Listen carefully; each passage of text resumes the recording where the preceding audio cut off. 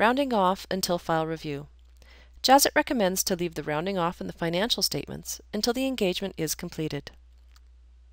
Enabling the rounding and then making further changes puts the rounding into recalc mode. For example, here's an income statement of a holding company that only has dividend income. The dividend income comes in under the expenses. We would like to put it above the expenses. So let's see what happens if we do this while rounding is enabled.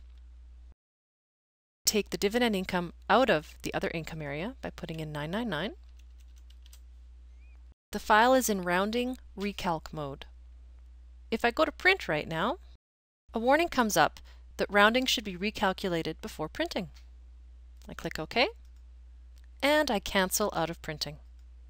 If I then open up the rounding area on the income statement, click on Show Rounding, I'm going to disable rounding by clicking on Recalculate Rounding, and now it is set to Rounding is disabled.